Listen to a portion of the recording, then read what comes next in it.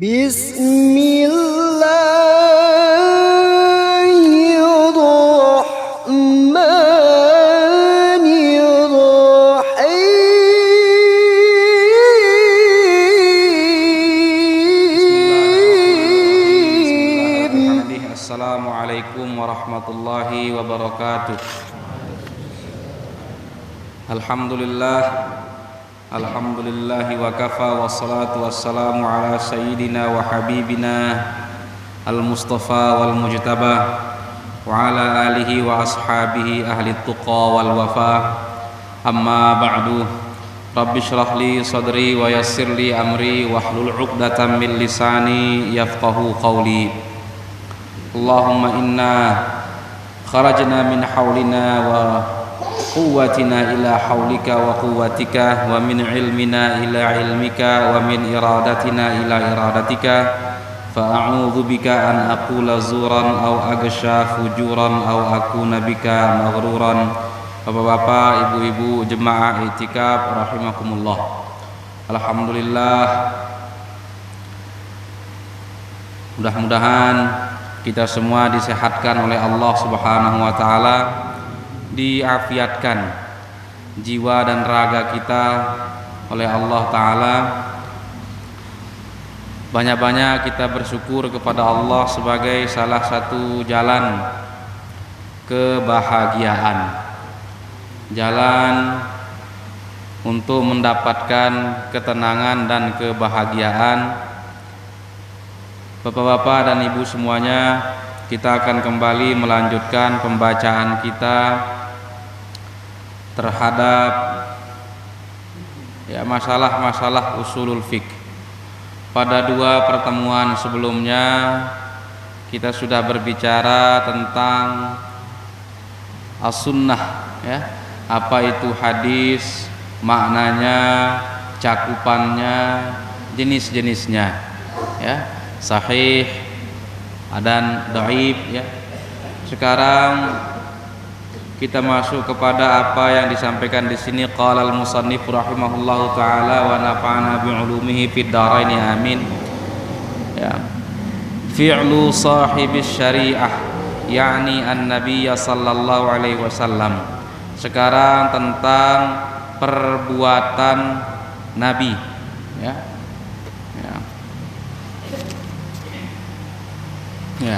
perbuatan nabi. Sebelumnya hadis itu kan ada namanya hadis qauli, yaitu ucapan-ucapan nabi. Hadis itu ada hadis takriri, persetujuan nabi.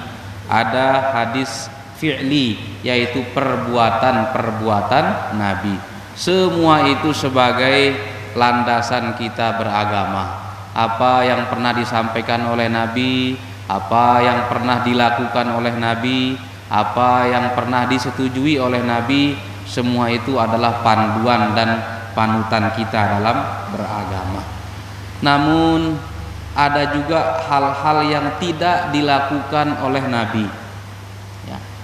Ada masalah-masalah atau ada hal-hal yang tidak dilakukan oleh nabi.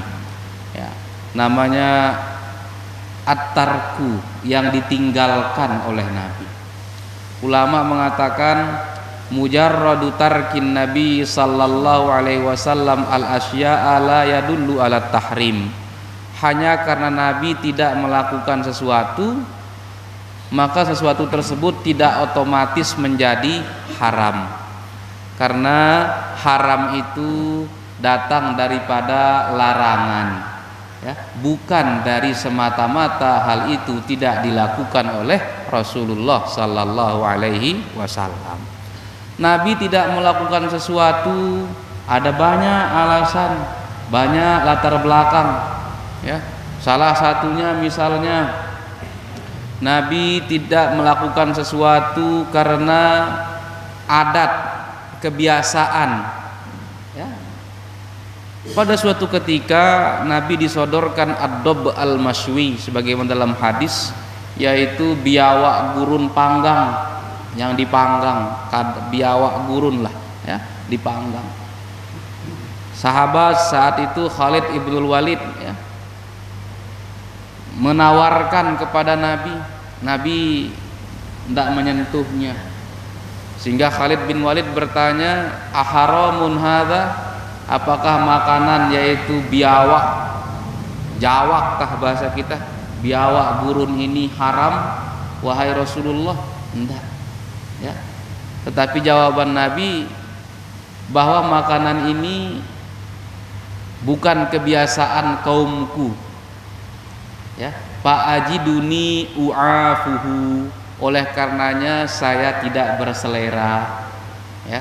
Makanan ini bukan menjadi makanan yang biasa dimakan oleh kaum saya, keluarga saya. Fa'ajiduni u'afuhu, maka saya merasa tidak berselera, bahasa Nabi. Jadi Nabi tidak pernah tidak ikut memakan adob ya, biawak gurun itu, tetapi hukum memakannya halal, padahal Nabi tidak melakukannya atau tidak memakannya ya. Itu karena faktor adat. Ada Nabi tidak melakukan sesuatu karena lupa. Banyak hadis-hadis yang menunjukkan bahwa dalam sholat Nabi pernah lupa ya, sehingga ketika selesai sholat sahabat bertanya, apakah ada sesuatu ya Rasulullah, pengurangan rukun ke ya Rasulullah? Enggak. Nabi menjawab, saya lupa ya, saya lupa. Fadzakiruni, kalau saya lupa ingatkan saya ya. Nabi kadang-kadang melakukan sesuatu karena nisyan, karena faktor lupa. Tetapi lupanya Nabi itu bertujuan untuk mengajarkan kita bagaimana caranya bersikap kalau ada orang atau imam yang lupa. Nabi memang benar-benar lupa, tetapi lupanya Nabi itu disengaja diciptakan oleh Allah untuk mengajarkan kita, andai kata ada orang lain lupa, imam lupa, bagaimana cara kita bersikap. Dzakiruni, pesan Nabi, ingatkan kalau lupa. Yang ketiga, Nabi tidak melakukan sesuatu selain karena adat kebiasaan, selain karena lupa, juga untuk meringankan. Karena kalau Nabi terus melakukannya, nanti sesuatu itu menjadi berat dan menjadi wajib. Nabi sekali-sekali tidak melakukan sholat tarawih di masjid ya, tidak membersamai sahabat-sahabatnya. Karena andai kata Nabi setiap malam sholat tarawih, khawatir itu akan menjadi kewajiban yang memberatkan umatnya. Nabi sengaja meninggalkan ya sebahagian sholat tarawih itu untuk menunjukkan bahwa sholat tarawih itu tidak wajib, dan juga karena kekhawatiran untuk tidak memberatkan umatnya ya. Yang keempat, Nabi, kata ulama seperti yang dirangkum oleh ulama Abdullah Siddiq Al-Gumari, bahwa Nabi tidak melakukan sesuatu li adami tafkirihi ya. Memang tidak terpikirkan oleh Nabi saat itu ya, tidak terpikirkan oleh Nabi saat itu. Ulama mencontohkan, dahulu Nabi kalau menyampaikan pelajaran, menyampaikan khutbah ya, beliau bersandar di jid'in nakhlah ya, di pokok kurma ya, di batang kurma ya, pelepah kurma ya. Baru kemudian sebagaimana disebutkan dalam hadis, sahabat mengusulkan ya, bagaimana pendapatmu wahai Nabi jikalau kami buatkan engkau mimbar. Akhirnya Nabi setuju, dibuatkanlah Nabi mimbar untuk berkhutbah. Setelah jadi mimbar, Nabi menyampaikan khutbah. Pada hari-hari berikutnya terpikir sahabat, Nabi kalau berdiri terus capek ya. Sehingga sahabat mengusulkan kepada Nabi, bagaimana kalau kami membuatkan kepadamu wahai Rasul dikkatan mintin, tempat duduk dari tanah, semacam bangku tempat duduk dari tanah. Nabi setuju ya. Jadi Nabi tidak melakukan, tidak mengajarkan itu, tetapi sahabat Nabi yang mengusulkan ya. Jadi Nabi meninggalkannya li adami tabkirihi, karena memang ndek kepikiran. Nah, ya. Yang kelima, Nabi tidak melakukan sesuatu walaupun sesuatu itu boleh ya, tapi Nabi tidak melakukannya. Menjaga perasaan sahabat-sahabatnya. Tidak serta-merta Nabi mengubah yang tidak baik menjadi baik, yang salah menjadi tidak serta-merta melakukan perubahan ya, tapi Nabi juga melihat perasaan sahabat-sahabatnya. Dalam sebuah hadis yang diriwayatkan oleh Imam Bukhari dan Muslim, Nabi bersabda, "Ya Aisyah, wahai Aisyah, laula hadasatu qaumiki bil kufri, andai kata ndek nerapat lalu jarak kaummu dengan kekafiran karena masih buru-buru sama Islam, lanaqadatul ka'bata, sungguh saya telah menghancurkan Ka'bah, pasti saya akan menghancurkan Ka'bah. Wala banaituhu ala asasi Ibrahim alaihi salam, dan saya akan bangun ulang Ka'bah itu sesuai dengan pondasi yang pernah diletakkan oleh Nabi Ibrahim alaihi salam. Ya. Fa inna Quraisyan qad istaksarat fi binaihi au kama qala. Sesungguhnya kaum Quraisy ini agak lalai ya, ada kesalahan dalam penentuan posisinya. Jadi Nabi melihat bahwa posisi Ka'bah saat itu arak atau ndek nepas, tidak sesuai dengan pondasi yang ditinggalkan oleh Nabi Ibrahim alaihi salam. Tetapi Nabi menunda untuk merenovasinya, untuk membangun ulangnya. Mengapa? Menjaga perasaan sahabat-sahabatnya yang baru masuk Islam. Menjaga perasaan artinya apa? Sahabat-sahabat yang baru masuk Islam itu dulu pernah terlibat dalam pembangunan Ka'bah, terlibat dalam kesalahan tersebut ya, sehingga kalau benar-benar ditunjukkan kesalahan itu oleh Nabi, pasti ada idapnya di hati para sahabat-sahabat beliau ya. Sahabat-sahabat itu sebelum masuk Islam mereka terlibat dalam beribadah di Ka'bah, terlibat dalam menyembah patung-patung tersebut, terlibat dalam pembangunan, terlibat dalam menganggap benar apa yang salah, sehingga kalau tiba-tiba Nabi langsung menyalahkan, walaupun sesuatu itu sudah menjadi masa lalu, pasti ada perasaan. Kita saja ya. Kalau misalnya tiba-tiba ada yang menyalahkan ukurannya ini sebenarnya tidak tepat, katanya ukuran ini tidak tepat, katanya menyalahkan bangunan ini ya. Pasti ada tukang-tukang atau dengan toa-toa silek yang terlibat dalam pembangunan ini merasakan tidak enak ya, atau menyalahkan desain masjid ini ya. Ini sebenarnya tidak modern masjid ini, katanya kurang modern, perlu banyak kekurangan katanya. Ayo kita hancurkan saja, kita bangun yang baru, kita renovasi. Tidak. Jaga perasaan orang-orang juga. Nabi mengajarkan kita untuk melakukan perubahan, untuk melakukan perbaikan pun Nabi memperhatikan hati dan perasaan umat Islam, dalam hal ini sahabat-sahabat Rasulullah Sallallahu Alaihi Wasallam. Oleh karenanya, apa yang tidak dilakukan oleh Nabi, atau ketika Nabi tidak melakukan sesuatu, maka tarkuhu sallallahu alaihi wasallam la yadullu ala tahrim. Nabi tidak melakukannya, itu tidak menunjukkan bahwa sesuatu itu haram ya. Bahkan apa yang tidak dilakukan oleh Nabi itu lebih banyak menuju ke yang mubah, lebih banyak yang boleh, yang kanggu. Sesuatu yang tidak dilakukan oleh Nabi ya, lebih banyak hukumnya itu menjadi mubah. Mengapa lebih banyak menjadi mubah? Ya, karena pertama, seperti yang kita sampaikan tadi, yang haram itu butuh larangan, sementara yang boleh tidak butuh perintah. Yang haram itu perlu ada larangan yang menunjukkan bahwa ia ndek engkanggu. Kalau sesuatu itu boleh, tidak perlu ada perintah yang menunjukkan bahwa ini kanggo. Selama direk balaan berarti ya kanggo ya. Al aslu fil asya al ibahah illa ma dallat dalilu ala tahrim. Kaidahnya, hukum dasar dari segala sesuatu itu adalah boleh, adalah mubah sampai ada Quran atau hadis yang melarang kita, sampai ada dalil yang melarang. Ini kaidah yang dipegang oleh mayoritas umat Islam.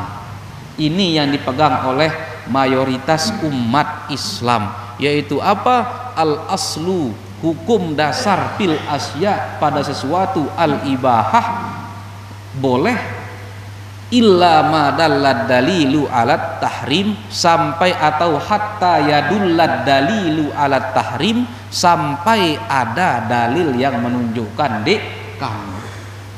Tetapi ada sebagian kecil ulama yang diikuti juga oleh sebagian kecil umat Islam mengatakan bahwa yang benar adalah al aslu fil asya'i al hazru hatta yadullad dalilu ala al ibahah. Hukum dasar dari segala sesuatu adalah haram sampai ada dalil yang membolehkan. Ada yang memegang seperti ini, bahwa hukum dasar dari segala sesuatu itu ndek tekanggu sampai ada yang menunjukkan bahwa dia boleh. Menggunakan kaedah ini sebahagian kecil ulama dan yang diikuti oleh sebahagian kecil umat Islam juga sangat-sangat selektif, memilih-milih dan keras terhadap perkara agama. Pokoknya kalau tidak ada dalil yang menunjukkan boleh, dia haram. Contoh, menyiram muka di atas kubur, itu perkara yang haram hukumnya sampai ada dalil yang menunjukkan dia boleh. Kalau tidak ketemu dalilnya boleh, berarti dia haram. Kalau kita menyiram air di kubur itu, menyiram muka di kubur itu boleh, sampai kendaitan dalil yang menunjukkan dia haram. Ini perbedaan besar kita, salah satu perbedaan besar kita dalam umat Islam. Mengucapkan selawat ketika mengantar jenazah ke kuburan, menggunakan kaedah mayoritas umat Islam itu boleh sampai ada larangan. Lamun tidak ketemu larangannya berarti dia boleh. Kalau menurut sebagian kecil ulama itu haram sampai ada bukti yang menunjukkan bahwa dia boleh. Ini tempat perbedaan besar kita dalam hal banyak sekali. Zikir, baik itu dengan suara serempak berjamaah atau tidak, baca talqin atau murisan, berselakar, semuakah praktek-praktek ibadah itu oleh sebagian umat Islam dianggap haram karena tidak ada yang menunjukkan dia boleh. Kalau kita dia boleh karena tidak ada yang menunjukkan dia haram. Sehingga ini seperti berputar-putar. Kalau kita ditanya itu tidak ada pada masa Nabi, mana bukti dia ndek engkanggo? Ya. Mana bukti bahwa ini boleh? Dijawab oleh ulama, mana bukti kalau dia tidak boleh? Nah, mana buktinya bahwa misalnya nyawe bale itu boleh katanya? Mana bukti bahwa dia tidak boleh? Nah, karena akan berputar seperti itu. Ini kaedah tempat umat Islam terbelah. Tetapi mayoritas mengatakan al aslu fil asya al ibahah hatta yadullad dalilu alat tahrim. Hukum dasar leman segala sesuatu ino kanggo selama tidak ada larangan dalam agama. Nah, ini tempat perbedaan. Dan tidak semua yang ditinggalkan oleh Nabi sudah kita bahas tadi. Sehingga tidak bisa dikatakan laukana khairan lasabaquna ilaihi, kalau perkara ini baik tentu sahabat Nabi paling dulu melakukannya katanya. Kalau ini perkara baik tentu Nabi memerintahkannya. Kalau perkara ini bagus tentu salafus soleh lebih dulu melakukannya. Dalam usul fikih ya, perbuatan sahabat Nabi itu salah satu sumber hukum, bukan satu-satunya. Perbuatan sahabat Nabi itu berada di bawah Quran, sunnah, ijma' dan qiyas. Sehingga pedoman utama adalah Quran, sunnah, ijma qiyas. Walaupun sahabat tidak melakukannya, walaupun tabi'in tidak melakukannya, tetapi sunnah mengatakan itu mungkin untuk dihalalkan, maka dia halal. Ya. Seperti it'amut ta'am, memberikan makanan setelah orang meninggal. Ya. Imam Ahmad bin Hambal meriwayatkan bahwa budaya memberikan makanan setelah orang meninggal itu adalah budaya tabi'in. Ada seorang tabi'in bernama Imam Tawus.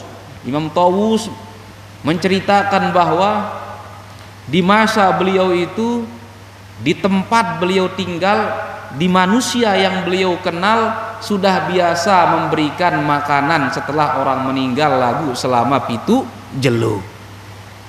Ya. Innal mauta yuktanuna fi qabrihi sab'atu ayyamin, kata Imam Tawus. Ya. Sesungguhnya orang yang meninggal itu diuji di kuburnya selama 7 hari 7 malam, maka para tabi'in itu yuhibbuna ayyut'imu. Mereka senang untuk membagikan makanan yang pahala sedekahnya diniatkan kepada orang yang sudah meninggal. Ini sudah terjadi pada masa tabi'in. Memberikan makanan yang pahalanya itu diniatkan kepada orang yang meninggal. Sehingga bapak-bapak dan ibu semuanya, tahlilan yang kita lakukan yang lebih bernilai sebenarnya adalah sodakohnya. Doa-doa kita bernilai, tetapi yang langsung nyampe, yang tidak ada satupun ulama berbeda pendapat tentang sampai tidaknya pahalanya adalah sodakohnya itu. Sehingga sohibul hajah jangan sampai lupa berniat bahwa semua yang dikeluarkan, air putih, teh, kopi, jaja, nasi, itu semuanya diniatkan kepada almarhum atau almarhumah. Karena pahala sedekah itu ijma ulama, tidak ada keraguan sama sekali, ia akan disampaikan Allah kepada orang yang meninggal, selama tidak riya dan tidak melakukan pelanggaran-pelanggaran tentu saja. Ini soal at-tarku, sesuatu yang tidak dilakukan oleh Nabi. Yang kedua, sesuatu yang dilakukan oleh Nabi. Ini yang dimaksudkan dalam pembahasan kita fi'lu sahibis syariah. Bagaimana kita melihat perbuatan Nabi. Perbuatan Nabi la yakhlu imma ayyakuna ala wajhil qurbati wa ta'ati aw la yakun. Perbuatan Nabi itu ada yang perbuatan yang termasuk perkara agama, ada perbuatan yang termasuk perkara non agama. Perkara non agama ini seperti berjalan, ya. Perkara-perkara sebagai tabiat kita manusia, rasanya pernah kita singgung di sini, ya. Perkara-perkara seperti tabiat manusia, ya, pergi berdagang, berperang, ya, dan hal-hal yang dilakukan oleh manusia pada umumnya. Ada perbuatan-perbuatan Nabi yang berkaitan dengan ibadah, sembahyang, puasa, sembahyang wajib maupun sembahyang sunat. Kalau fa indallad dalilu alal ikhtisasi bihi yuhtamalu alal ikhtisas, ya. Kalau perbuatan ibadah yang dilakukan oleh Nabi itu ada dalil yang menunjukkan bahwa itu khusus berlaku untuk Nabi, maka memang benar itu memang khusus berlaku untuk Nabi, tidak boleh kita tiru. Jadi ada hal-hal yang khusus buat Nabi saja, tidak bisa ditiru. Kaziyadatihi pin nikahi ala arba'in niswatin, seperti bolehnya Nabi memperistri atau mempertahankan lebih dari 4 istri. Kalau umatnya tidak boleh, walaupun kata ulama sebenarnya lebih bebas umatnya daripada nabinya. Kalau Nabi dibatasi jumlah menikahnya, kalau umatnya dibatasi jumlah istrinya. Walaupun dia menikah 20 kali kanggo, lagu yang dipertahankan 4. Jadi sebenarnya lebih luas untuk umatnya Nabi daripada Nabi sendiri. Nabi dibatasi jumlah menikahnya, umatnya dibatasi jumlah berapa istri yang dipertahankan. Boleh umatnya ada yang menikah 10 kali, lagu 4 yang dipertahankan, ya kan? Berarti lebih mudah, berarti lebih gampang untuk umatnya daripada Nabi. Agar jangan kita berpikir Nabi diizinkan lebih dari 4 itu berarti enak sekali. Jangan, justru umatnya yang dibuat lebih enak oleh Allah Subhanahu wa ta'ala. Wa illam yadulla dalilun ya la yukhassasu bihi. Tetapi kalau tidak ada bukti yang menunjukkan bahwa perbuatan amal ibadah tersebut tidak khusus untuk Nabi, maka kita sebagai umatnya bisa menirunya berdasarkan firman Allah, laqad kana lakum fi rasulillahi uswatun hasanah. Sesungguhnya dalam diri Rasulullah itu uswah. Maka hal-hal yang khusus berlaku buat Nabi sudah dijelaskan kita oleh agama ini, sehingga tidak mungkin kita menirunya. Misalnya ada orang yang mempertahankan 5 istri atau 6 istri, ikan petunjuknya sudah jelas itu tidak boleh. Maka tidak ada jalan, tidak ada alasan untuk melakukan hal tersebut. Tidak boleh. Ya, tidak bisa kita mengatakan ini sunnah Nabi, ini dilakukan oleh Nabi. Oh, tidak boleh. Ya. Yang kedua, walaupun dilakukan oleh Nabi, namanya memang sunnah karena perbuatan Nabi, tetapi hukumnya belum tentu sunnah. Ya, meniru apa yang dilakukan oleh Nabi, ya, belum tentu hukumnya menjadi sunnah. Karena sunnah itu, kita ulangi lagi sedikit, dalam hadis semua perbuatan, ucapan, persetujuan Nabi. Dalam fikih yang namanya sunnah itu, kalau dilakukan berpahala, kalau ditinggalkan tidak mendapatkan dosa. Jadi jangan selesai ketika mengatakan ini sunnah Nabi. Iya, sunnah Nabi, jangan tidak selesai sampai di situ. Ya, contoh, menikah itu sunnah Nabi, betul. Karena an-nikahu sunnati, faman lam ya'mal bi sunnati falaisa minni. Tetapi apa hukum menikah? Wajib, sunat, mubah, makruh atau haram? Nah, apa hukum menikah? Padahal sunnah Nabi kan, an-nikahu sunnati, faman lam ya'mal bi sunnati atau faman raghiba an sunnati falaisa minni. Lalu apa hukum menikah? Wajib ke? Sunnah, mubah, makruh atau haram? Padahal sunnah. Nah, karena sebagai perbuatan Nabi betul itu sunnah, tetapi dilihat dari sunnah sebagai hukum, lain lagi ceritanya. Menikah itu bisa hukumnya wajib untuk orang yang sangat-sangat butuh, dimana kalau dia tidak menikah pasti jatuh kepada hal yang haram. Ya. Yang kedua, sunnah untuk orang yang butuh juga, ya, susah dia menjaga diri kalau tidak menikah. Ya. Kalau tidak nikah sudah susah sudah, ya.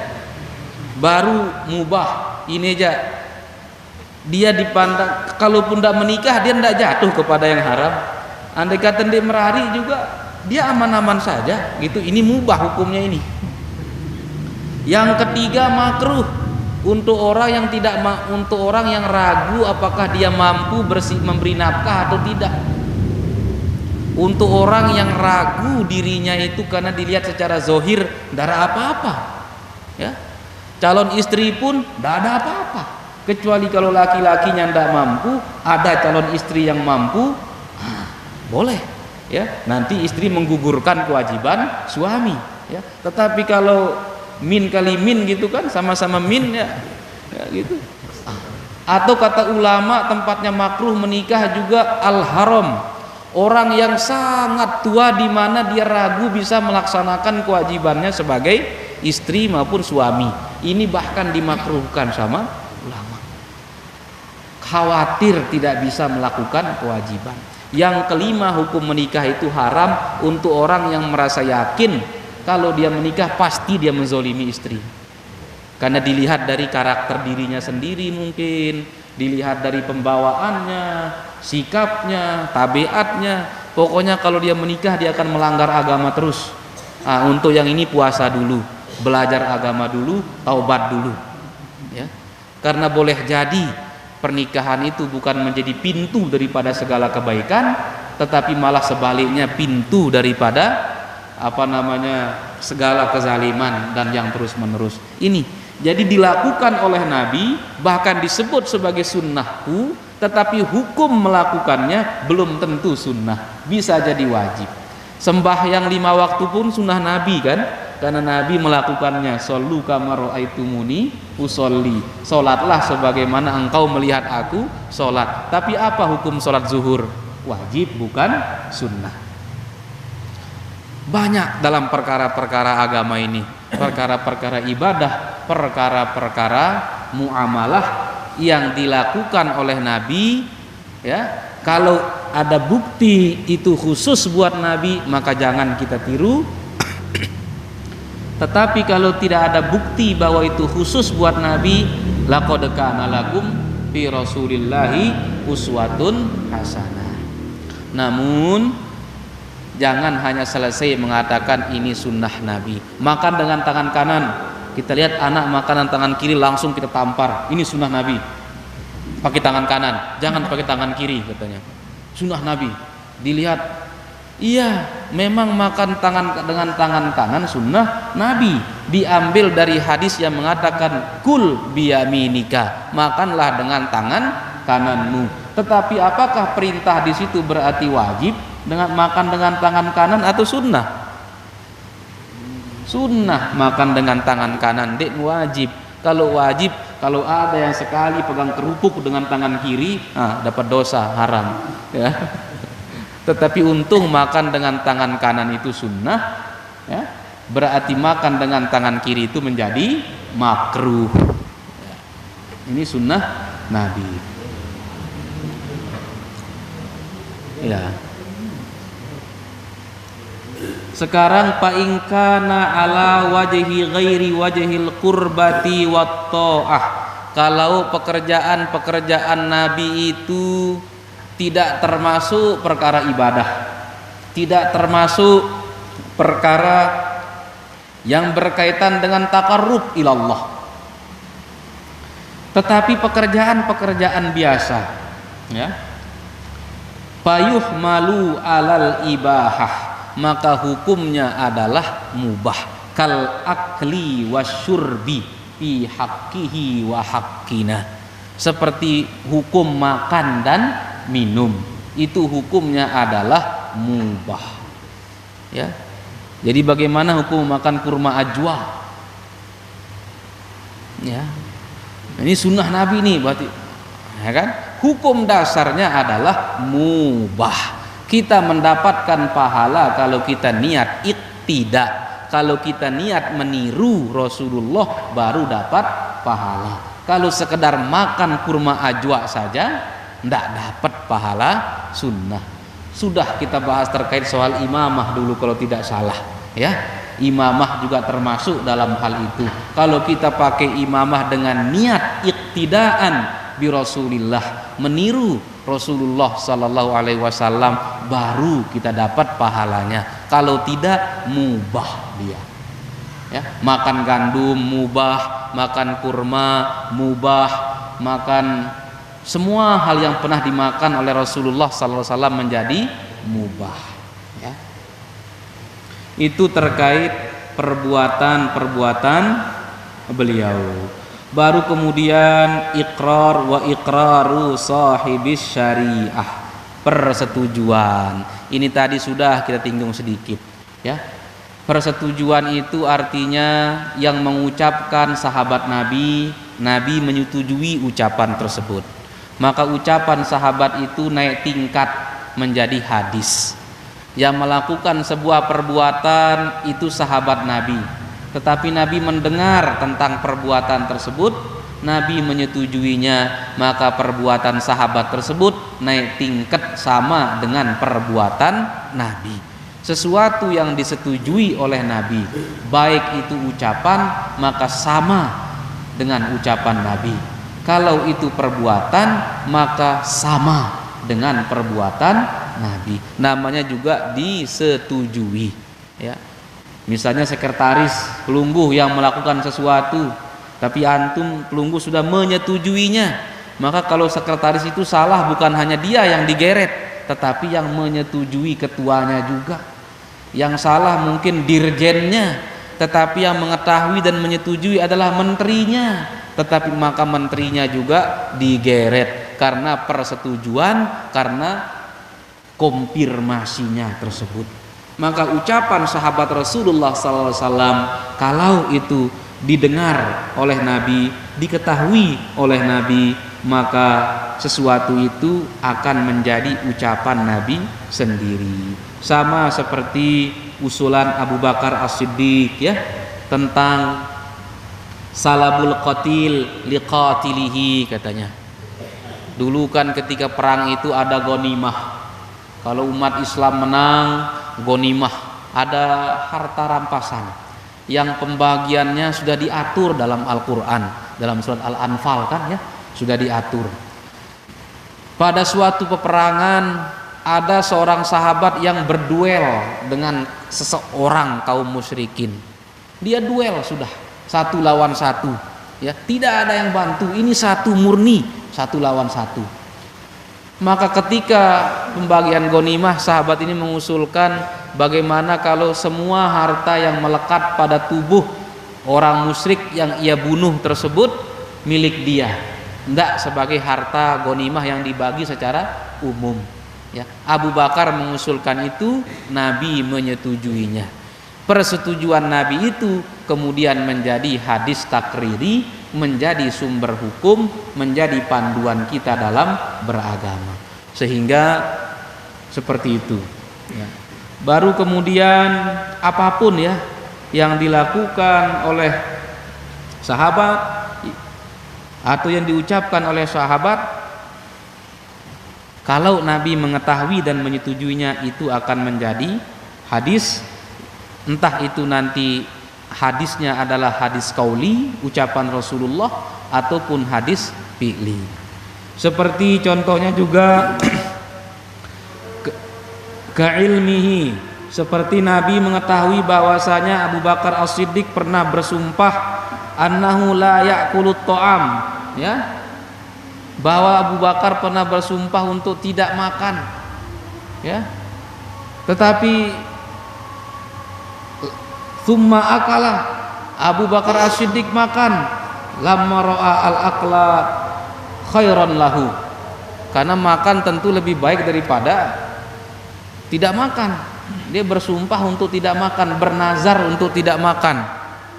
Kalau ada orang bernazar untuk tidak makan, mana yang lebih baik dilakukan? Melakukan nazarnya atau membatalkan nazarnya dengan membayar kafarat sumpah? Membatalkan nazarnya dengan membayar kafarat. Walaupun dia sudah bernazar berarti wajib, tetapi isi nazarnya perkara yang tidak baik, seperti Abu Bakar As-Siddiq bersumpah untuk tidak makan, kan bisa sakit, bisa kurang sehat kita. Sehingga Abu Bakar As-Siddiq memilih untuk makan, kemudian membatalkan sumpahnya dengan membayar kafaratul yamin. Jadi kalau ada orang bernazar, sudah keceplosan bernazar, ya, tetapi kalau nazarnya itu tidak baik, jangan lakukan. Lalu bagaimana caranya? Ya lebih bagus tidak melakukan, tapi kemudian membayar kafarat, ya. Karena bernazar itu tidak boleh bernazar untuk melakukan hal yang wajib. Saya bernazar untuk sholat isya nanti, katanya. Ya tidak boleh. An-nazar alal wajib itu sia-sia. Karena tanpa dia bernazar pun dia sudah wajib. Tempat boleh melakukan nazar itu perkara yang mubahat lah. Bernazar untuk puasa 7 hari kalau misalnya dia mendapatkan anaknya lulus ujian misalnya, ya. Tapi kalau nazarnya isinya tidak baik, saya bernazar untuk tidak menyapa dia selama setahun. Ini kan tidak baik, ini memutuskan tali silaturahmi. Apa yang ia lakukan kalau dia sudah terlanjur bersumpah untuk tidak menyapa semetonnya setahun atau sebulan? Batalkan sumpahnya dengan membayar kafaratul yamin, membayar kafarat puasa 3 julun nih. Atau memberikan nafkah kepada 10 orang fakir miskin, ya. Kiswah, ya, memerdekakan budak kan enggak ada, ya. Bayar sumpah denda daripada sumpah kalau memang isi nazarnya itu perkara yang seperti ini. Abu Bakar As-Siddiq bernazar tidak makan, itu kan perkara yang tidak maksiat tetapi membahayakan, ya. Apalagi kalau nazarnya bernazar untuk tidak menyapa selama 10 hari, selama sebulan, bernazar untuk saya haramkan diri saya datang ke rumahnya katanya. Ini kan nazar-nazar atau sumpah-sumpah yang kalau dilakukan malah salah, ya. Jadi lebih baik membatalkan sumpah atau janjinya. Itu dibahas oleh ulama dalam pembicaraan tentang nazar. Barangkali ini yang bisa kita sampaikan. Ini sebentar lagi sudah azan untuk waktu isya. Mudah-mudahan kita diamankan oleh Allah Subhanahu wa taala dari minal bala wal waba, ya, dari wabah-wabah, dari ujian-ujian. Kita diselamatkan dari Allah. Allahumma antas salam wa minkas salam wa ilaika ya'udus salam fahayyina rabbana bis salam wa adkhilnal jannata daras salam. Aqulu qouli hadza wallahul muwaffiq wal hadi ila sabilir rasyad. Wassalamu alaikum warahmatullahi wabarakatuh.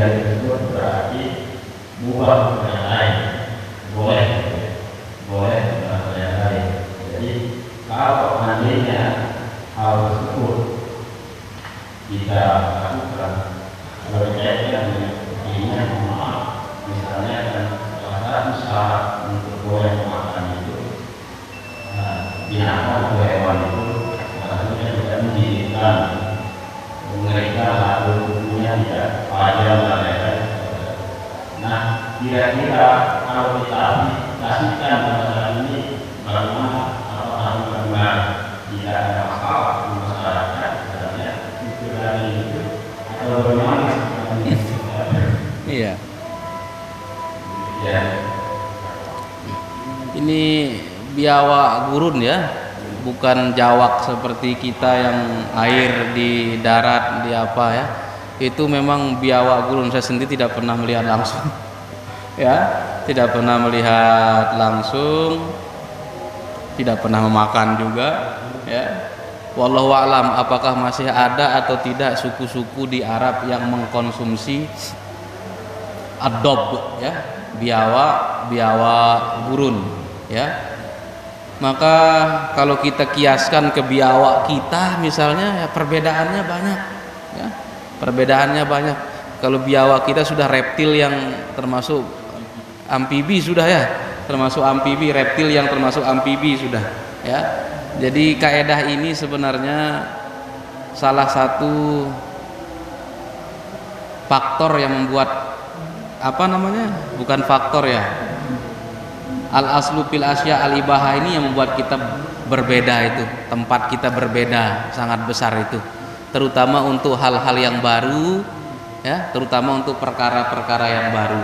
Kalau kita selama dia tidak ada yang melarang dan tidak bertabrakan dengan dalil-dalil lain, maka dia boleh walaupun tidak ada yang menyuruhnya. Sehingga segala praktek ekonomi kita namanya COD kah namanya, kita jual beli apakah namanya, selama tidak bertabrakan lah, bertentangan dengan aturan-aturan syariat yang lain, maka dia diizinkan dan dibolehkan dalam agama. Sehingga sebenarnya kaidah ini sudah banyak penerapannya, sudah banyak sekali penerapan daripada kaidah al aslu fil asya al ibahah ini. Hukum dasar daripada segala sesuatu itu boleh hatta yadullad dalil ala tahrim ya, selama tidak ada dalil yang melarangnya, dalam arti tidak bertentangan dengan apa dalil-dalil yang lain. Dalam hal muamalah misalnya, macam-macam cara kita berjual beli kan. Kita jual bawang langsung dibangkep kan ya, dengan menghitung berapa luasnya, berapa bineknya kan. Hanya kita saling taksir, hanya kita borongan ini 10 arah, ndak kita jual bekintalan. Kita jual timun borongan, ndak jual bekintalan. Kita mengadas dengan upah anak pertama untuk yang apa namanya, yang merawat itu ya, anak kedua baru untuk pemilik sapi itu. Semua itu cara kita untuk mendapatkan harta dan mestinya diatur oleh syariat. Maka selama tidak ada syariat yang melarangnya atau tidak bertentangan dengan prinsip-prinsip syariat, maka model-model pekerjaan kita itu akan dimubahkan dalam agama ya. Walaupun misalnya dalam hal mekadasan, kalau kita lihat itu sebagai hukum sewa menyewa kan, dia keruan upah sebenarnya. Bisa jadi dia merawatnya sebulan, dia man lahir anak, bisa jadi anaknya itu lahir ndek selamat ya, bisa jadi banyak, bisa jadinya. Tetapi toh goror atau ketidakjelasan itu bisa kita saling maklumi, maka praktik mekadasan ini masih banyak kita lihat dan itu apa namanya terjadilah ya. Maka kalau kita lihat dengan menggunakan kaidah sebaliknya, hukum dasar dari segala sesuatu itu haram sampai ada yang membolehkan, maka mekadasan itu akan menjadi haram selama tidak ada yang membolehkannya ya. Maka ulama-ulama sebagian besar kaidah yang pertama inilah yang lebih sesuai dengan prinsip-prinsip Islam. Yuridullahu bikumul yusra wala yuridu bikumul usra. Allah menginginkan yang kemudahan bagimu, tidak menginginkan kesulitan. Jadi raf'ul haraj, menghilangkan kesulitan-kesulitan dalam beragama, sehingga kaidah ini yang banyak digunakan. Adapun kalau merasa jijik itu tidak menjadi alasan untuk pengharaman. Kalau merasa jijik, Nabi pun tidak memakan dop itu karena merasa jijik ya, tidak berselera. Ajidu nafsi u'apuhu ya, saya menemukan diri saya tidak menyukainya. Artinya itu berarti Nabi tidak berselera, Nabi tidak merasa nyaman. Maka perasaan jijik saja tidak menjadi bukti, tidak menunjukkan bahwa itu haram. Karena kalau kita merasa jijik kan, coba makan ikan mentah halal atau tidak? Halal kan? Karena tidak disarankan untuk dimasak kan? Daging sapi mentah halal apa tidak? Halal, karena tidak disarankan untuk dimasak. Dia dihalalkan daging itu kalau disembelih, ya kan? Tetapi karena jiwa kita, bagaimana rasanya mengkonsumsinya ikan mentah itu? Tetapi toh perasaan jijik kita orang Lombok memakan ikan mentah tidak menunjukkan bahwa makan ikan mentah itu tidak terganggu, ya kan? Tidak menunjukkan bahwa memakan daging cincang yang mentah itu, daging sapi itu haram, karena memasak, memanggang, membakar itu urusan kita. Yang penting dagingnya sudah disembelih secara syariat menurut agama Islam, maka dagingnya sudah halal. Tidak disebutkan yang halal itulah daging matang, daging doang tersebut yang halal itu, bukan daging masak, bukan daging yang sudah matang. Sehingga istiqzar, perasaan jijik seperti yang muncul daripada hadis Rasulullah SAW tadi, Nabi merasa tidak berselera kepada ad-dab al-mashwi, ya, biawak gurun yang dipanggang itu tidak menunjukkan pengharaman. Pengharaman itu membutuhkan dalil yang jelas. Ya, yang kira seperti itu.